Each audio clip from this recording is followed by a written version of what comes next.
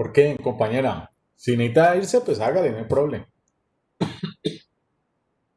No hay rollo. Listo, profe, gracias. Bueno, que la haya bien el paseo. Chao. En fin, en fin.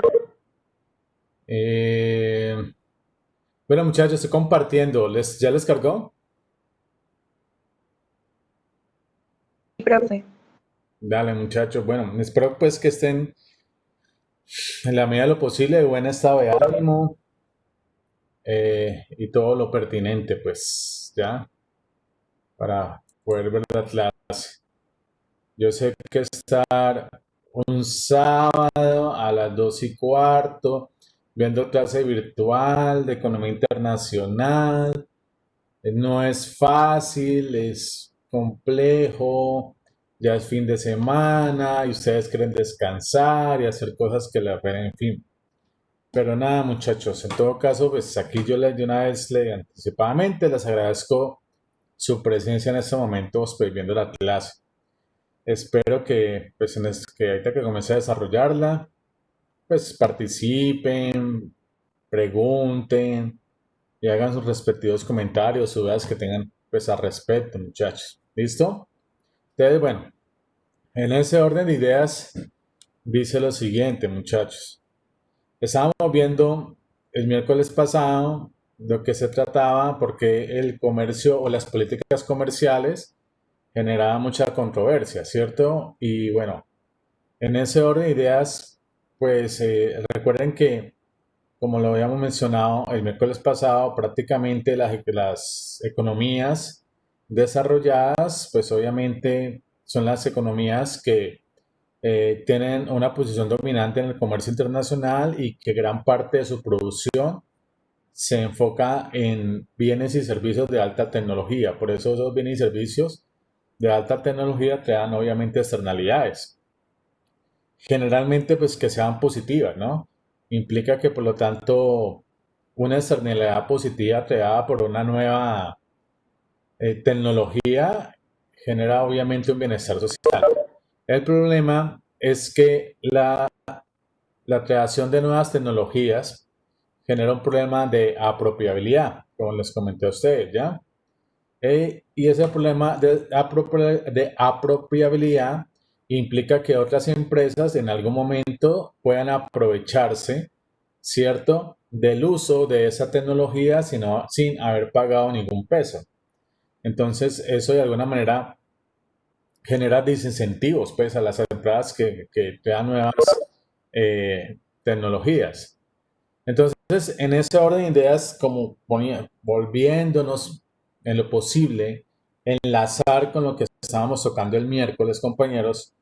Por lo tanto, recuerden que pues los gobiernos de alguna manera tienen que fomentar o incentivar algunos sectores estratégicos. Uno de esos sectores que el gobierno tiene que fomentar y crear, vuelvo y repito, incentivos, es obviamente los sectores de alta tecnología. Pero la pregunta es, pues, si el gobierno debería subvencionar o subsidiar o generarle recursos a todas las empresas que están dentro de esa actividad económica, la tecnología, ¿cierto? Entonces la gran pregunta es que si debería subvencionar, debería crear subsidios o debería generarle aportes, ¿ya? Entonces, para ello, el gobierno debe considerar, muchachos, varios aspectos, ¿ya? Y uno de esos aspectos es que el gobierno logra identificar exactamente qué tecnología debe incentivar mediante la creación de subsidios, ¿ya? Por lo tanto, el gobierno debe tener algunos parámetros o justificaciones o argumentos que permitan establecer o determinar qué deben generar subsidios y a qué tipo de empresas. En ese orden de idea, muchachos, leo y explico, ¿listo? Intentémonos de enlazar. Dice lo siguiente, bueno, tiene que considerar el gobierno algunos criterios, ¿sí? Para fomentar la creación de nueva tecnología. Uno de esos criterios que debe considerar es como lo expresa ahí el número 1, la capacidad de los gobiernos para subvencionar la actividad correcta. Entonces es importante poder identificar cuál es la actividad correcta que permite crear un mayor impacto o beneficio social, ¿ya?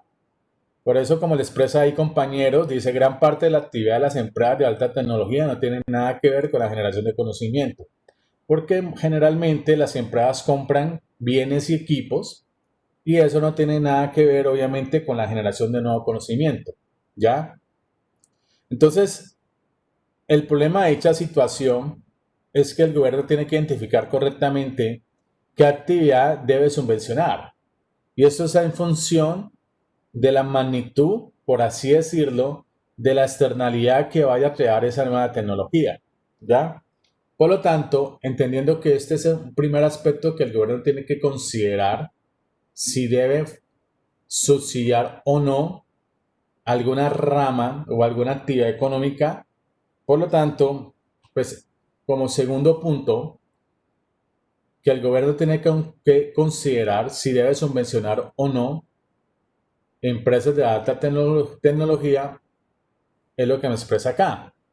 En lugar de subsidiar industrias específicas, por ejemplo, en el punto número 2, los Estados Unidos subsidian la investigación y el desarrollo a través de un código tributario. Entonces, también es otra manera, otra forma, otra herramienta que en este caso, la primera potencia mundial, los Estados Unidos, pueden incentivar el desarrollo de nueva tecnología, ¿ok? Por medio de la excepción de impuestos. En ese orden de ideas, recuerden, compañeros, que hay externalidades positivas como negativas. Generalmente las externalidades positivas tienen que tener un gran impacto social, es decir, tienen que crear un gran beneficio social. Por eso, en el tercer punto, la importancia de las externalidades, ¿ya? El problema de las externalidades es que son difíciles de cuantificar, ¿ya? Es difícil determinar la importancia cuantitativa que tienen las externalidades en la economía. Entonces, bueno, ahí vamos con otro, digamos, otro aspecto que es algo complejo, que poder cuantificar o medir el efecto de esa externalidad es algo complejo. Por lo tanto, pues el gobierno debe crear de alguna manera o una herramienta para poder determinar mediante alguna ecuación o metodología, por así decirlo, el impacto que genera esa externalidad, ¿ya? Por lo tanto, es como decirlo, lo voy a plantear el siguiente ejemplo, ¿ya? Para enlazarlo de esa manera. Las políticas comerciales generan controversia. Listo. Algunos están a favor y otros están en contra. Debido al modelo de la globalización económica, se ha desarrollado y potencializado muchos sectores, ¿sí? Y las potencias mundiales, generalmente, mucho de su Producto Interno Bruto lo invierte en la producción de alta tecnología. Pero no toda tecnología genera un impacto alto sobre el bienestar social. Como no toda tecnología genera un impacto positivo sobre el bienestar social, en algunos momentos el gobierno tiene que generar incentivos mediante subsidios o excepción de impuestos para incentivar a esas empresas a crear nuevas tecnologías. Pero la complejidad del asunto es, perdón, es poder identificar qué actividad debe subvencionar y segundo, es poder cuantificar la magnitud de esa externalidad. Entonces, en ese orden de ideas, muchachos, es lo siguiente, es como decir, por ejemplo,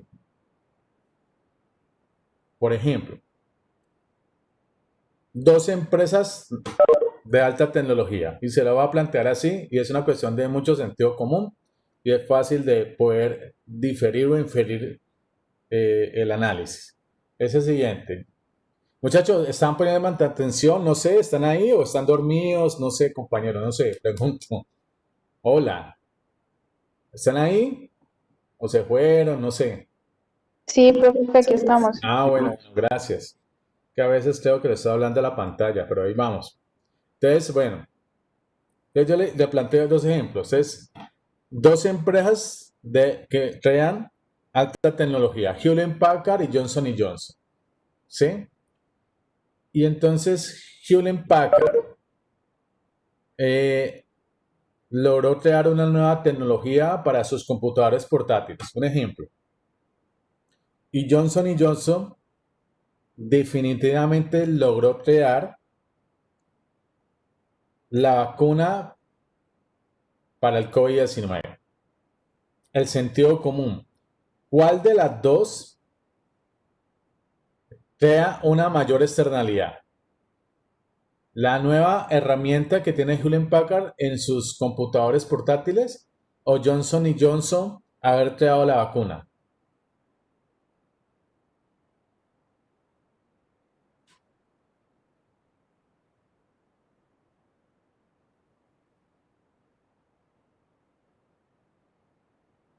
No, muchachos. Hola. Hola.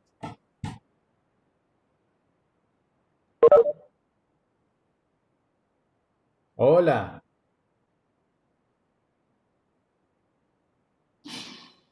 No, muchachos, ¿están poniendo atención? O si no, pues suspendamos esta clase y ya. Sé lo que quieren, no sé. Estoy intentando de hacer la clase lo más amena posible, pero también necesito de su colaboración. Por eso hago ese tipo de preguntas. Ahora, pues, si no, pues suspendamos, muchachos, y ya. ¿Qué dicen? ¿O están o no están?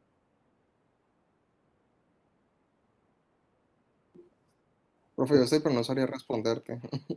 Mm, o sea que, ¿en serio no sabes responder eso? Lo que pasa es que acabo de llegar, profe, como hace 15 minutos. Fui a tanquear un momentico el carro porque se mi hermano. Entonces tenía que ir rapidito a hacer una vuelta. Y acabo de volver. Mm, ¿Alguien puede responder?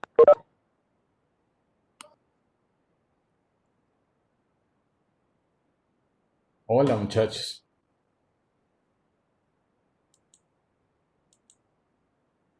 ¿Alguien puede responder lo que estoy planteando? Hola, profe, buenas tardes. Pues me acabo de conectar, pero puedes volver a repetir, por favor. Estoy planteando, vuelvo y repito, las externalidades son muy importantes en la economía porque las externalidades positivas están asociadas a qué grado de magnitud esa externalidad va a generar un gran beneficio social. Por lo tanto, en ese orden de ideas, pues eh, el gobierno tiene que identificar bien qué actividad que crea tecnología debe subvencionar. Y eso está en función del grado o de la magnitud de la externalidad que vaya a generar esa nueva tecnología. Entonces, eso es como, por ejemplo, si usted es el gobierno, usted es Donald Trump y por lo tanto, Hewlett Packard, que es una empresa estadounidense, crea una nueva tecnología para sus computadores portátiles. Y Johnson, que también es una empresa estadounidense, crea la vacuna para el COVID. ¿Cuál debe subvencionar? ¿Cuál de las dos va a generar un mayor impacto social, un beneficio social? Pues la Yo, del pues, COVID. y yo, O sea, es tan de sentido común que cae por su propio peso. ¿Sí? Por obvias razones, debido a la coyuntura del momento, pues Estados Unidos debe subvencionar obviamente a Johnson Johnson, ¿ya? Entonces, como estamos hablando de la tecnología y las externalidades, ¿cierto? Entonces eso genera cierto nivel de controversia. Pero obviamente, vuelvo y repito, muchachos, las externalidades positivas están en función del grado de magnitud de bienestar social que vayan a crear. Por eso, en ese orden de ideas, como les estoy planteando un ejemplo, pues obviamente en el caso de Hewlett Packard o Apple, por así decirlo, ¿cierto? Y Johnson Johnson, pues el gobierno no, pues, en ese sentido, en ese ejemplo que yo estoy planteando, pues obviamente tiene que subvencionar a Johnson Johnson, ¿ya? Por lo tanto, en ese orden de ideas, queridos compañeros, vamos a lo siguiente, ¿ya? Un momento, por favor, pasa.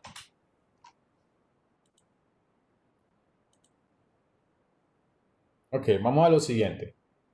Y es lo que yo quiero plantearles ahora. Miren, con base en todo lo que acabamos de plantear, por lo tanto, recuerden que existen estructuras de mercado, como la competencia perfecta y la competencia imperfecta. Dentro de la competencia imperfecta hacen parte los oligopolios, los monopolios y la competencia monopolística.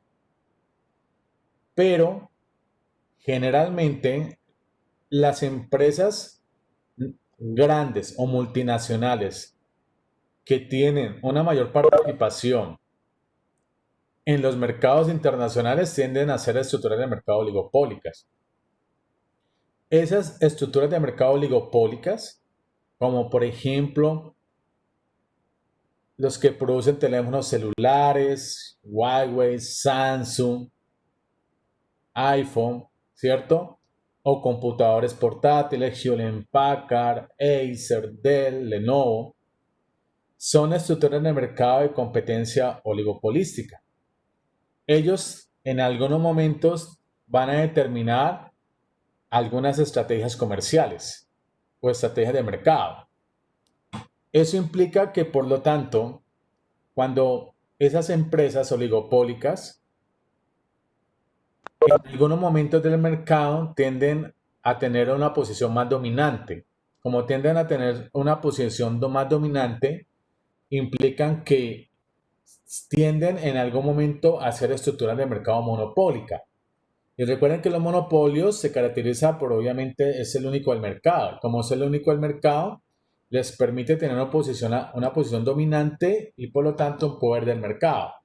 Con base en eso, deriva que por lo tanto puedan generar altos beneficios o altas utilidades. ¿Ok?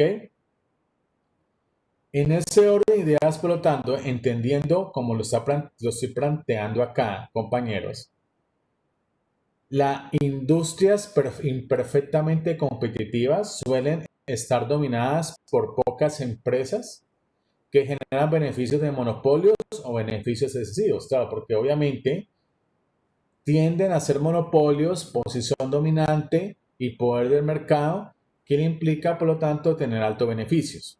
¿Ok?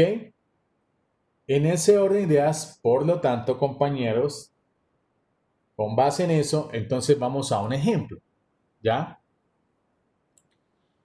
Y el ejemplo plantea lo siguiente. Es, primero, hay dos firmas o dos empresas. Y vamos a plantear que una se llama Boeing y otra se llama Airbus. Compiten en el mercado internacional, pero están ubicadas en países diferentes. Boeing está ubicada en Estados Unidos y Airbus está ubicada en la Unión Europea. Segundo, ambas firmas fabrican aviones de alta gama, pero las ganancias de cada empresa dependen de las acciones del otro. ¿Ok? Tengan en cuenta eso. Que las ganancias de Boeing dependen de las acciones de Airbus o las ganancias de Airbus dependen de las acciones de Boeing. Y tercero, cada empresa decide producir o no dependiendo de los niveles de beneficio. Entonces tengan en cuenta esto, que dependiendo del grado de ganancias, dicha situación determina o establece si en el caso de Boeing o Airbus toma la decisión de producir o no aviones de alta gama. ¿Ya? Entonces lo que estamos planteando aquí son como unos supuestos que están muy asociados a la estructura de mercado oligopólica.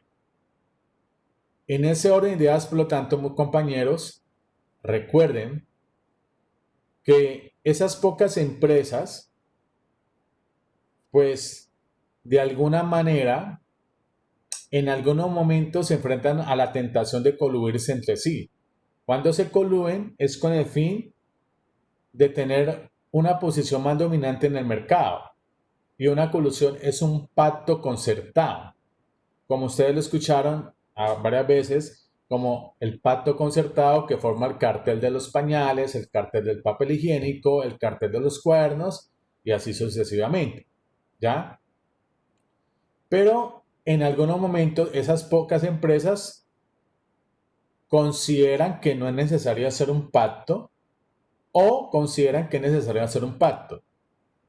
Por lo tanto, la teoría económica dice lo siguiente, muchachos. Plantea un modelo económico para poder comprender esa estructura de mercado oligopólica. Ese modelo económico se llama juegos de oligopolio. Y los juegos de oligopolio es con base a las diferentes estrategias que toman cada uno de sus competidores. Por lo tanto, si los juegos de oligopolio me permiten identificar las diferentes estrategias de mis competidores, por lo tanto que con base en esa identificación me permita determinar si debo producir o no más aviones. Pero entonces para llegar a dicha conclusión o dicho objetivo, por así decirlo, los juegos de oligopolio plantean un supuesto. Y el supuesto es el siguiente. Es mediante la matriz de recompensa del dilema del prisionero. Eso implica que en el caso de Luis y Carlos son pillados infragante robando un banco y son separados en cuartos diferentes. Por lo tanto, Luis no sabe cuál va a ser la estrategia de Carlos, ni Carlos va a saber cuál va a ser la estrategia de Luis. ¿Sí? Por lo tanto, hay 4 estrategias. Y en las 4 estrategias hay diferentes resultados. Si la estrategia de ellos dos es confesar, van a tener un beneficio, por así decirlo, de solamente 3 años de cárcel. Si la estrategia de Carlos es negar que robó un banco y la estrategia de Luis es confesarlo, a Carlos por negarlo le otorgan o le aplica mejor 10 años de cárcel y a Luis 1 año de cárcel. Si la estrategia de Carlos es confesar, ¿sí? Y la de Luis es negarlo, dicha situación implica que Carlos por confesar le aplican solamente 1 año de cárcel, y a Luis por negarlo le otorgan o le aplican 10 años de cárcel. Si los dos tienen como estrategia negar que robaron un banco de manera infragante, a cada uno le aplican 30 años de cárcel. Si me está planteando acá, me devuelvo, muchachos, cada empresa decide producir o no dependiendo de los niveles de beneficio. Ok. De las 4 estrategias, confesar, negar, confesar, negar y negar, y confesar y negar. De las 4 estrategias que estamos planteando aquí, ¿cuál es la estrategia que ellos tienen un mayor beneficio? Confesar y confesar. Confesar. Efectivamente, entonces como es la cantidad de años que va a permanecer en cárcel, entonces ellos toman como estrategia confesar el delito, porque saben que de anticipación, de alguna manera tienen información sobre la cantidad de años de cárcel que les van a aplicar si van a confesar. ¿Ok? Ahora, haciendo esta pequeña contextualización que le estoy planteando a ustedes, compañeros, entonces volvamos a retomar el caso de Boeing y Airbus. Entonces, el caso de Boeing y Airbus, que son dos competidores directos que producen aviones de alta gama, recuerden que uno decide producir o no dependiendo de la cantidad de beneficios que vayan a obtener. En ese orden de ideas, por lo tanto, si los dos deciden producir aviones, no van a obtener beneficios. Si Airbus no va a producir aviones, es porque obviamente detecta que no va a tener ningún beneficio, por eso no produce aviones. Y a observar que la estrategia Boeing, al observar que la estrategia de Airbus no es no producir aviones, por lo tanto, él sí produce aviones. En el caso de igual manera, para Boeing y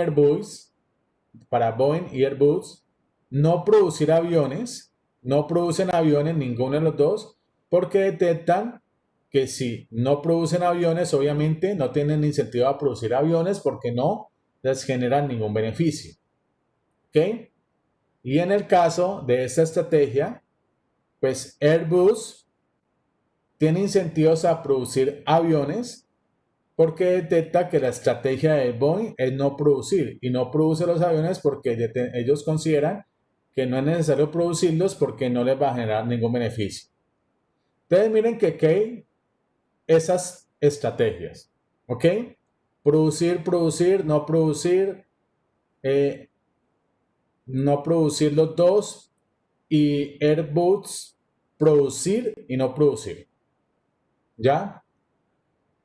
Mi pregunta es la siguiente.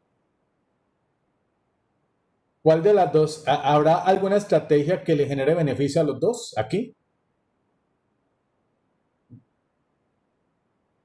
Como lo acabo de plantear acá en ese ejercicio, ¿habrá alguna estrategia que ellos dicen, ok, vamos a tomar esta estrategia y van a producirnos beneficios? ¿Hay alguna estrategia que permita a los dos aplicarla al mismo tiempo y obtener el mismo beneficio? Profe, yo no creo porque pues si se toman se toman estrategias, o uno de los dos gana, pero los dos no van a ganar. Y si se toma la estrategia de no producir, pues simplemente los dos no tienen beneficios, siguen igual. Efectivamente, compañero, muchas gracias. Entonces, en ese orden de ideas, por lo tanto, dice lo siguiente, compañeros. Dice, ok, dice, primero, el resultado predicho depende de qué empresa invierte o produce primero. ¿Sí? Entonces, Airbus o Boeing invierte y produce aviones siempre y cuando, de igual manera, mi competidor directo invierte y produzca aviones. ¿Ok? Segundo, si Boeing produce primero, Airbus no encontrará rentable producir. Entonces, miren, si Boeing produce primero, entonces Airbus no encontrará rentable producir. Si Boeing produce primero, si Boeing produce, ¿dónde está? Boeing produce primero, Airbus no encontrará rentable producir. ¿Estamos ahí? ¿Bien? Sí, profe. Sí, profe. Profe, Bien. Luego, si Airbus produce primero, a todo lo contrario, ¿no? Entonces Boeing no encontrará rentable producir. Si Airbus produce primero, por lo tanto, Boeing no encuentra rentable producir. ¿Estamos ahí? Listo. Luego, pero un subsidio de la Unión Europea puede alterar el resultado al hacer rentable que Airbus produzca independientemente de la acción de Boeing. Ustedes miren el incentivo, por lo tanto, muchachos, de un subsidio. Aquí estamos planteando que cada cual produce dependiendo de la estrategia de mi rival. Pero ya cuando hay la presencia de un subsidio, ¿cierto? En este caso de la Unión Europea, pues eso genera incentivos a Airbus a producir independientemente de la estrategia que determine Boeing como su principal rival directo. En otras palabras, si la Unión Europea va a subsidiar Airbus para producir aviones, a Airbus ya le es indiferente la estrategia de Boeing. ¿Me hago entender ahí, muchachos? Sí, profe. ¿Sí? ¿Por qué dicha situación? Porque de alguna manera, por así decirlo, la Unión Europea detectó que el grado de externalidad que genera, por así decirlo, Airbus tiene una gran potencialidad, por así decirlo, o genera un gran beneficio social en la producción de sus aviones. Y si el gobierno detecta que esa externalidad positiva genera ese gran beneficio social, pues tiene incentivos, por lo tanto, a generarle a Airbus un subsidio para que produzca aviones y, por lo tanto, indiferente de la estrategia que vaya a tomar Boeing. En ese orden de ideas, con base en este planteamiento que estamos planteando, compañeros, dice, ok, pues, ¿cuál es el efecto entonces de un subsidio de la Unión Europea hacia Airbus? ¿Sí? Si ya él es independientemente la acción de mi rival. Por lo tanto, dice, bueno, los efectos de un subsidio para Airbus por parte de la Unión Europea. Como ya le es indiferente, entonces Airbus, pues si va a producir, ya tiene incentivos a producir aviones porque con base en ese subsidio les genera un beneficio, ¿ya? Igualmente, Boeing puede producir aviones, pero no va a tener beneficios como los va a tener Airbus por consecuencia del subsidio, ¿sí? Airbus, obviamente en esta estrategia, no produce aviones porque estamos planteando aquí que en esta estrategia no va a producir aviones porque no va a tener un beneficio. Si en esta estrategia no va a producir aviones porque no tiene este beneficio, es porque no hay la presencia de un subsidio, ¿ok? Mientras que Boeing sí lo va a producir, ¿ok? En estrategia de no producirlo, por lo tanto, pues implica que no producen los dos aviones porque consideran que no hay un subsidio y mucho menos les va a generar un beneficio, ¿ok? Y aquí en esta estrategia, muchachos, de Airbus producir, ¿ok? Y de Boeing no producir, en esta estrategia, esta cuarta o última estrategia, es donde verdaderamente les genera mayores beneficios a Airbus producir aviones por consecuencia, obviamente, del que la Unión Europea le otorgó ese subsidio a Airbus para producir aviones, porque el gobierno puede ser que detectó la magnitud de la externalidad positiva que va a crear la producción de aviones. ¿Me hice entender aquí, muchachos, o alguna pregunta o algún comentario? Profe, eso era más o menos lo que buscaba Bianca con el préstamo de Colombia. Sí, sígueme contextualizando. Y entonces, O sea o sea, yo no sé, me imagino que está compitiendo con otras aerolíneas comerciales y todo eso, pero pues al no tener como, digamos así, como dinero, buscó un subsidio por parte del gobierno colombiano para poder generar beneficios en alguna parte que no pueda generar. efectivamente, ¿ya? pero obviamente hay que medir, hay que tener en cuenta, por eso compañero, el grado de externalidad que vaya a producir. Si dicha estrategia va a generar un gran beneficio social, bienvenido sea. Pero si esa estrategia, ¿cierto? Solamente van a beneficiar a un sector específico, no es correcta. ¿Me hago entender? Sí, señor, que por lo menos si va a generar empleo y todo eso, sí es Claro. correcta, ¿cierto? Efectivamente, pero es el problema que ustedes analizaron hace como un mes que el gobierno iba a rescatar a Bianca por cuestión de la pandemia, ¿ya?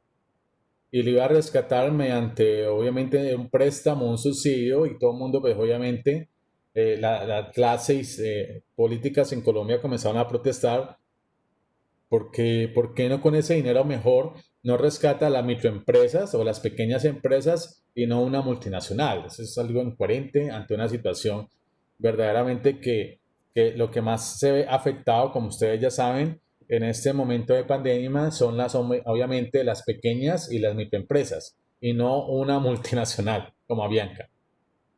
¿Sí? Así deje de funcionar por unos meses, pero no creo que vaya a entrar a la quiebra. ¿Me hago entender con la idea? No sé. Sí, profe. ¿Sí? Bueno, Sí, profe. gracias. Profe, Dime. una pregunta. En el tema del presupuesto anual del gobierno, entra, o sea, ellos tienen en cuenta el tema de las externalidades, Efe- ellos analizan los beneficios que van a obtener las industrias y deciden acoplarlo a eso, Claro, pero no explican efectivamente. por qué. Claro, efectivamente. El problema es que cuando se establece un presupuesto, por ejemplo, para el 2021, pues teóricamente deben tener en cuenta qué sectores verdaderamente deben otorgarle ese presupuesto con base en el grado de externalidad. Pero recuerden que eso es la teoría, ¿no? Y en la práctica vienen todas las fuerzas políticas a luchar, ¿cierto? Por alguna parte del presupuesto de la nación, a luchar, a pelear, ¿cierto? Con base en ese resultado. Entonces, ese es el problema. Cuando ingresa ya la política y la política no es coherente con lo que te está planteando la teoría, entonces se comienza a distorsionar todos los resultados políticos o todos los resultados sociales que verdaderamente debería generar. ¿Ya? Entonces, en esta coyuntura que estamos, obviamente, mucho ya del presupuesto de la nación tiene que ser destinado a la salud. ¿Ya? Porque es el sector que obviamente el que está directamente involucrado, por así decirlo, a la pandemia, ¿ya? Y luego otros sectores, pero el sector que tiene que tener mayor presupuesto en este momento es la salud, los hospitales, los médicos, las enfermeras, etcétera, etcétera, porque como ustedes saben, ellos son los primeros, ¿cierto? Los primeros, digamos, pie de fuerza que están ante la situación. ¿Me hago entender, compañera? Sí, profe, claro. Dale, gracias. Bueno, gracias para todos por preguntar, che, así muchachos. Bien, en ese orden de ideas, por lo tanto, vamos a lo siguiente, muchachos. Antes dice lo siguiente. Primero, si Boeing espera que la Unión Europea subvencione Airbus, Boeing será disuadido de entrar en la industria. Vuelvo y repito. Si Boeing espera que la Unión Europea subvencione Airbus, Boeing será disuadido o eliminado de la industria. ¿Cuál estrategia será? Vuelvo y repito. Subvenciones. ¿Cuál de las cuales? ¿Esta o esta? Esta. La del 125.0. Claro, aquí en esta estrategia, prácticamente cuando Boeing detecta que Airbus tiene un subsidio de la Unión Europea, pues Boeing no tiene cómo competir ante esa situación. La única es que su gobierno también crea un subsidio para Boeing, ¿ya? Luego, si el subsidio de 25 genera beneficios, obviamente, de 125 para Airbus. Eso implica que, obviamente, Boeing será disuadido en la industria. La subvención aumenta los beneficios más que el importe de la propia subvención, debido a su efecto disuasorio sobre la competencia extranjera.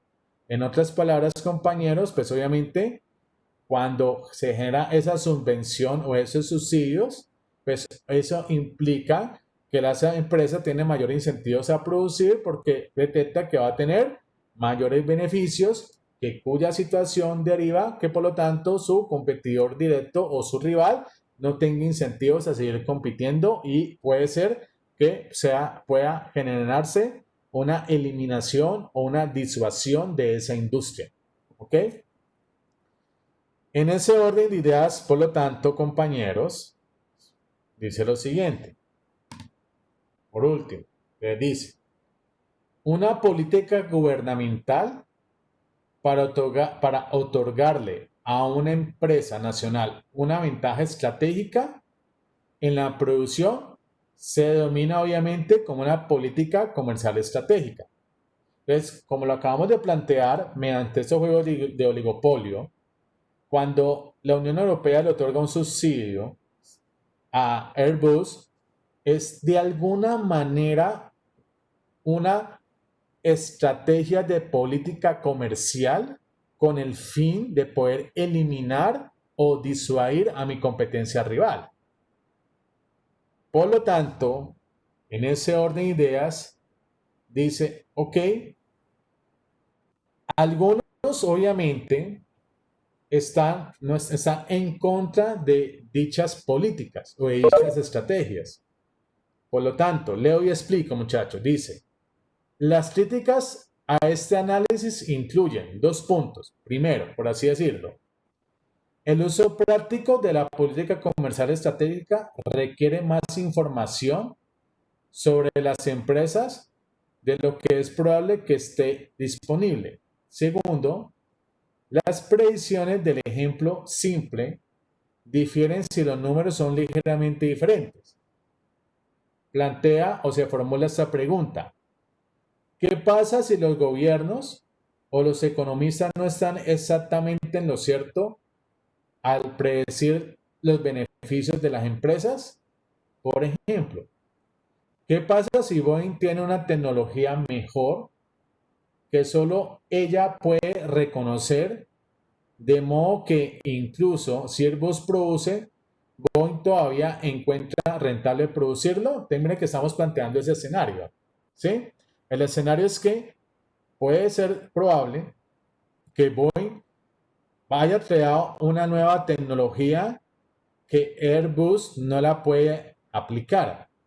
Dicha situación implicaría que Boeing tenga incentivos, ¿cierto?, a producir esa nueva tecnología.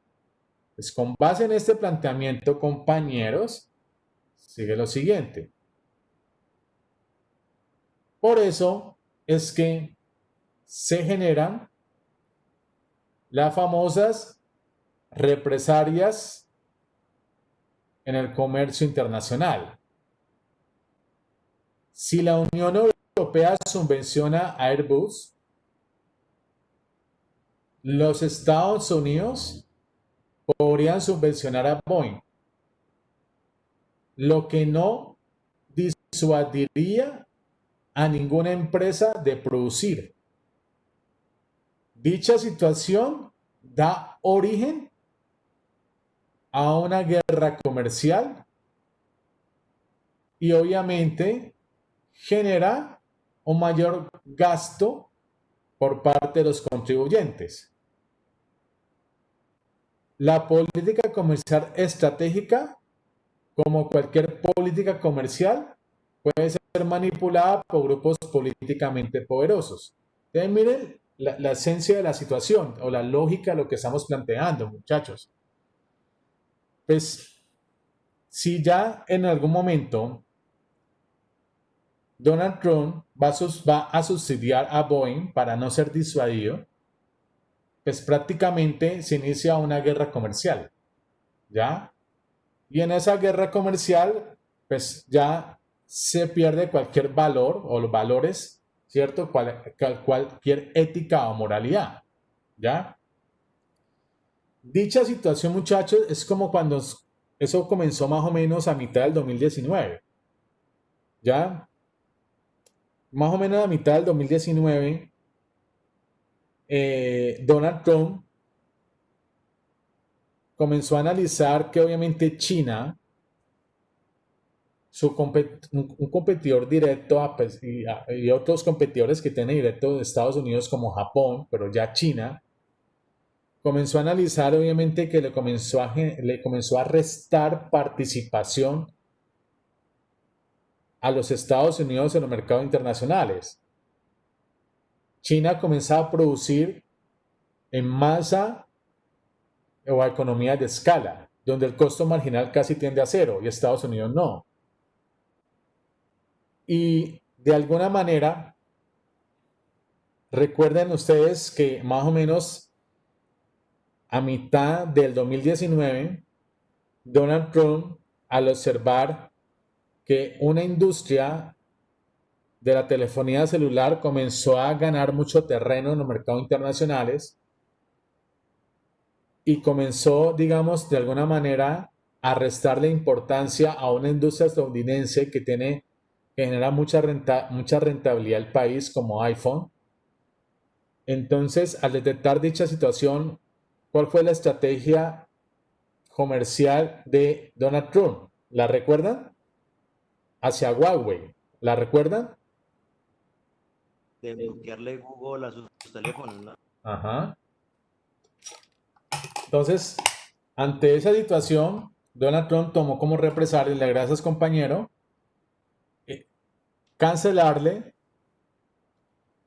los derechos, por así decirlo, a Huawei de utilizar su sistema operativo en sus telefonías celular, que ese es Android, que es fabricado por Google. Entonces miren que desde el año pasado comenzó toda esa guerra comercial. Entonces lo que voy a plantear no me parece como muy incoherente, y es lo siguiente. Si desde el año pasado comenzó a agudizarse, por así decirlo, esa guerra comercial entre los Estados Unidos y China, pues no sé, me parece, yo no creo mucho en las casualidades, ¿no? Pero bueno, de que las hay, pero no creo tanto en las casualidades. Si eso comenzó a agravarse, ¿cierto? Desde el 2018 y más en el 2019, y comenzó esa guerra comercial entre Estados Unidos y China, ¿cuál fue la represalia de China? ¿La pandemia? Efectivamente, efectivamente. Eso no es casual. ¿Ya? Entonces, es un país que ya ha pasado por dos situaciones en el 98, en el 2003. Uno fue el SARS y otro fue el MERS. Y de alguna manera eso, pues es que eso viene de una guerra comercial y no puede ser tan casual que se genere una pandemia que provenga de allá,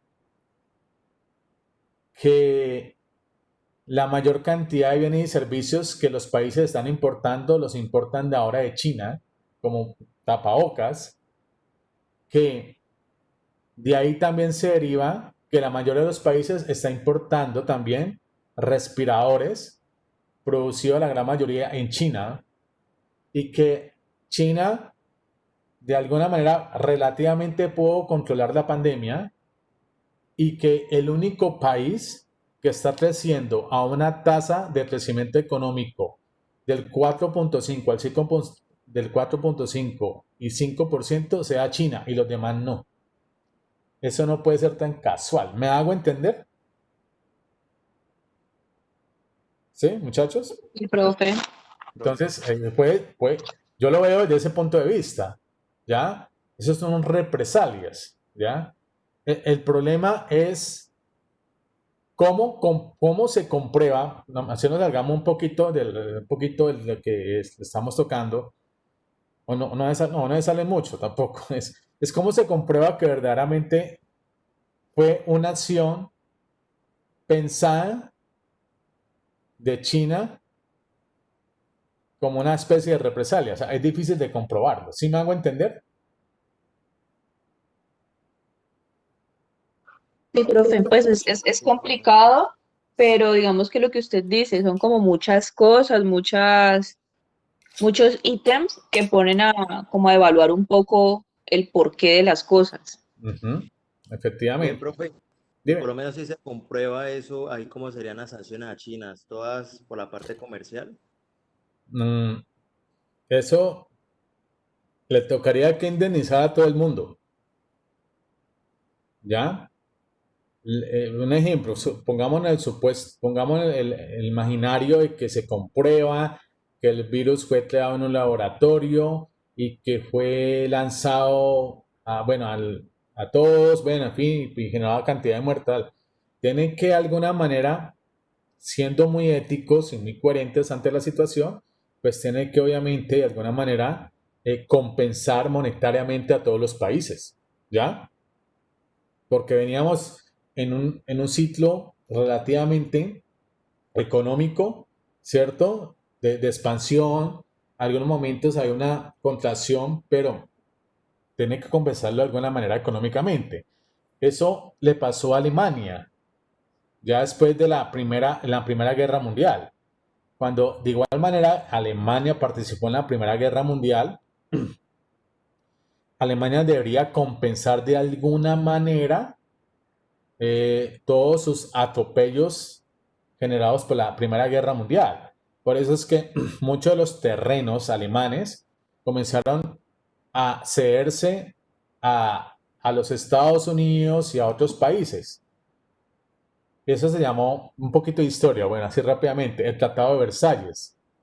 Cuando ya llegó a la presidencia en Alemania Adolfo Hitler les dijo que ese era un tratado injusto, que le estaban robando territorio a Alemania y por lo tanto entonces creó su propio partido político, ¿ok? Y su propio partido político y a la vez su propio ejército nazi para luchar contra los Estados Unidos, Inglaterra, ¿sí? Para sacarlos de sus territorios y con base en ello poder, mediante la guerra, tener, obviamente, invadir otros territorios como Francia, ¿ok? Y es algo muy parecido, son como o sea, son cuestión de represalias comerciales. Entonces, es muy altamente probable que, como el ejemplo que estamos planteando muy básico de dos industrias estadounidenses que producen aviones de alta gama y se generan ese tipo de represalias comerciales.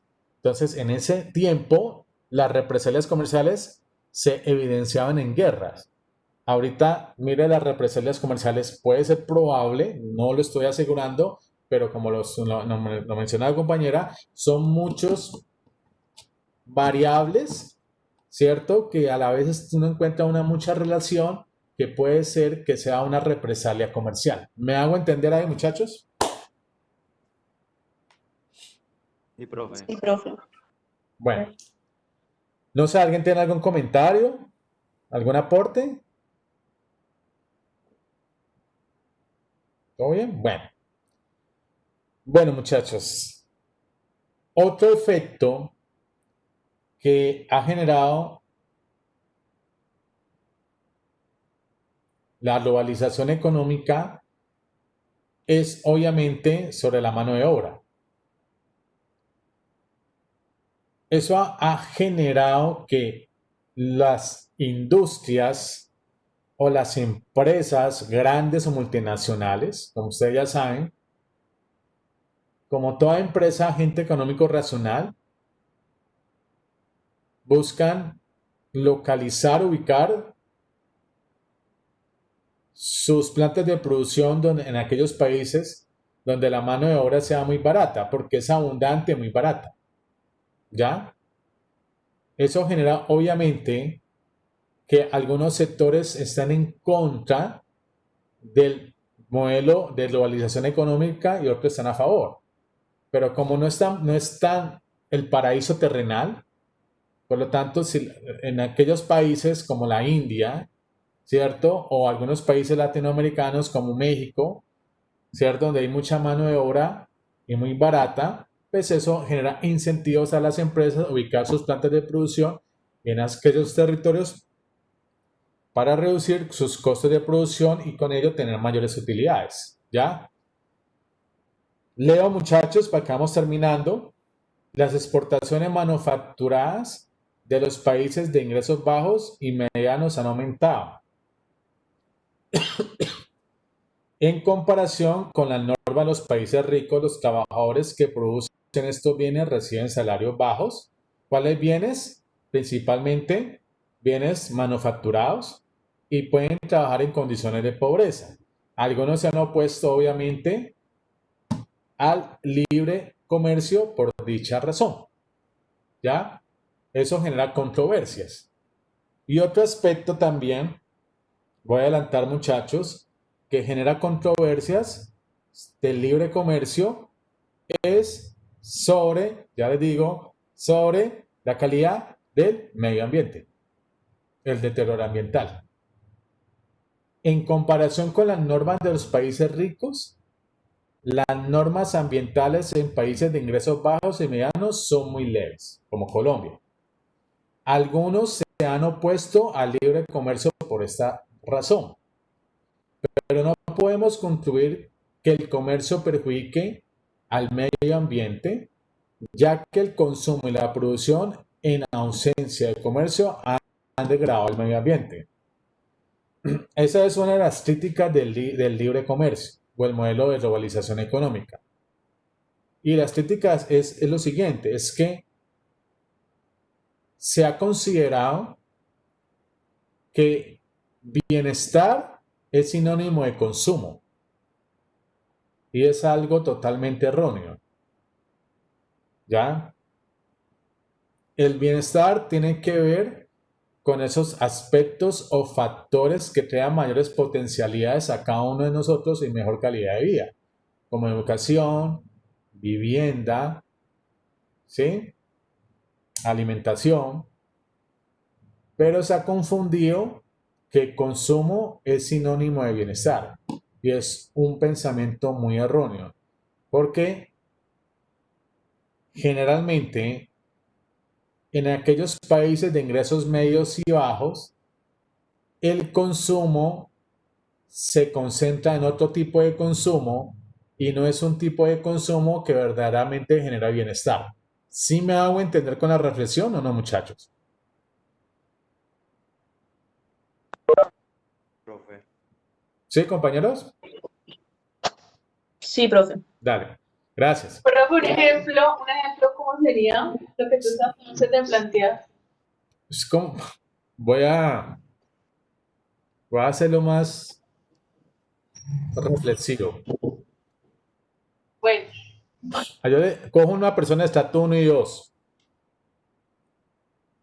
y le digo yo, te voy a dar 5 millones y te voy a dar dos posibilidades. Te doy los 5 millones para que te puedas matricular en una universidad. O puedes también tomar los 5 millones para comprarte un televisor y un iPhone. ¿Qué haría la persona de estrato medio, de estrato 1 y 2? comprar un televisor. El iPhone. Eso es lo que quiero decir. Gracias. Más que claro. Entonces ellos consideran que el televisor de 80 pulgadas y el iPhone yo no sé qué es sinónimo de bienestar. Y entrar a la universidad no es sinónimo de bienestar. Es una cuestión cultural. ¿Ya? Entonces es lo que es el problema obviamente, del consumismo. ¿Ya? Que el modelo de globalización económica nos convirtió a cada uno de nosotros en una sociedad de consumo y no en una sociedad de bienestar. Cuando uno compara otro tipo de sociedades como los nórdicos, Noruega, Suecia, Suiza, el consumo es un consumo en función del bienestar. ¿Sí? No es un consumo por consumir y creer que ese tipo de consumo va a crear bienestar. Es lo que Profe, Ujú, eso es lo que propone el modelo de la aduana de Radwa, que ujú. van a implementar en Ámsterdam. Claro. Es que eso se llama, es un modelo económico que llama estado de bienestar. ¿Qué quiere decir el estado de bienestar? Es un modelo económico que ya muchos años implementado en los países nórdicos y eso también lo aplica Holanda. Que el Estado de alguna manera le garantiza a cada habitante un mínimo de satisfactores, pero que están en función del bienestar de cada uno de nosotros. Entonces, le garantiza una educación de buena calidad, le garantiza una salud de buena calidad, le garantiza una vivienda de buena calidad. Entonces, eso genera un estado de bienestar, ¿ya? No hay que confundirlo con un estado comunista o socialista, ¿me hago entender? Sino que te otorga un mínimo de bienes, por así decirlo, para crear potencialidades en función del bienestar de cada uno de nosotros. Eso se le conoce como un estado de bienestar, ¿ya?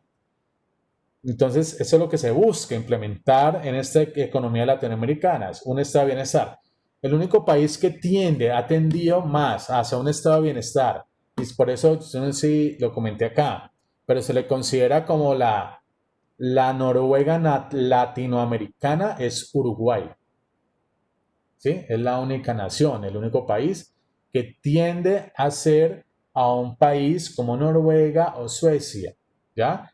Tienden, no es igual, pero por eso le consideran como la Noruega Latinoamérica, Uruguay. Muchachos, ¿alguna pregunta, algún comentario, alguna duda? No sé. No, profe, todo claro. Bueno, No, profe. ¿No, profe? bueno, muchachos, tenemos aquí.